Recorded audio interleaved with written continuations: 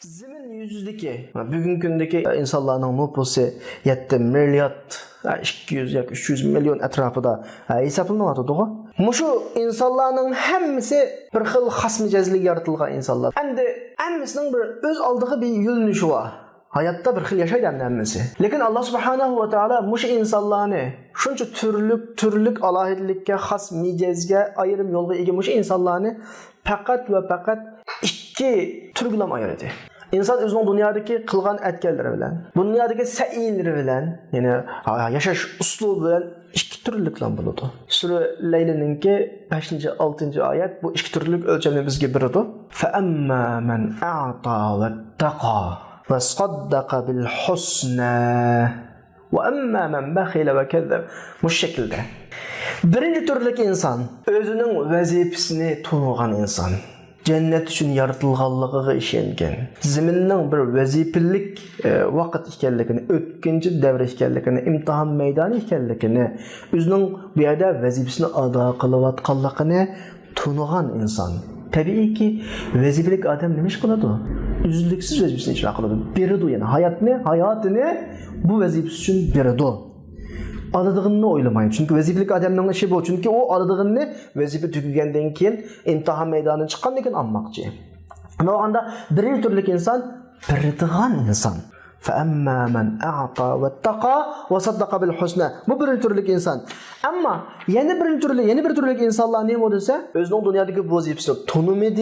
Yani tanıgan takdirde mi vazifesini ada qilmadi. Evet, bu vazifelik muddet, vazifelik vaqtni özünün bütün vaqti deb o'yladi. Bu tuğan joyini özünün manguluk yashaydigan joyim deb o'yladi. Halbuki buning vaqtining tugab, bu vazifaning savol so'rog'ining bo'ladiganligini o'zidan chiqardi yoki o'ylamadi yoki e'tirof qilmadi.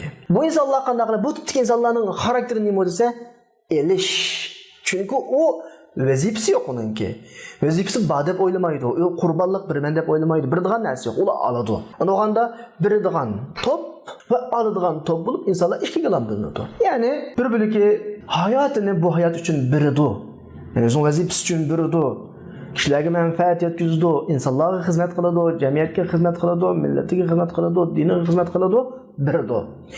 Yana bir turliki yashashni maqsad qilgan. Yani bu yerda butun hayotim mushu hayotimda hammaga erishsam bo'ladi deb elishni maqsad qilayotganlar. Bularni biz tunuydigan atalg'an atsak, ma birinci top anbiyalar to'pi, payg'ambarlar to'pi. Ma yana birisi kuchliklar to'pi. Payg'ambarlar to'pi azaldan biradi, olmaydi. Kuchliklar to'pi oladi, bermaydi. Kuchliklar garchi insonlarni o'ziga bo'ysundira olishi mumkin, ammo payg'ambarlar qalblarni bo'ysundiradi. Payg'ambarlar to'pi kishilar uchun yashasa, kuchliklar to'pi kishilarni o'zi uchun yashatqizadi. Şəksiz bütün insanlar, bayatını tilgağan 7 milyarddan artıq insanlar iki topның biriga təvə. Ya peyğəmbərlərin əgəş küçüsünü bulub xizmət qılğan üçün sünüdüğən insanlar, bu dini üçün, milleti üçün, özünün cəmiyyəti üçün töhfə qoşuğanlığını sünüdüğən insanlar. Bu bir top, ya ki olmasa ağası sünüdüğən, özünün çöntükügü taşlası sünüdüğən adamlar, bu insanlar küçüklərin əgəş küçüsü. Bu yerda biz tərifləyotgan qəhrəmanlıq. Bizning ta'kidlamoqchi bo'lganimiz bizning payg'ambarlarning əgəş küçülerindən bo'lishimiz. O'zimizning hayoti berish asosida qurilishi kerak. Biz hayot uslubimizni, yashash uslubimizni berish, boshqalar uchun xizmat qilish, boshqalarning ehtiyoji uchun menish.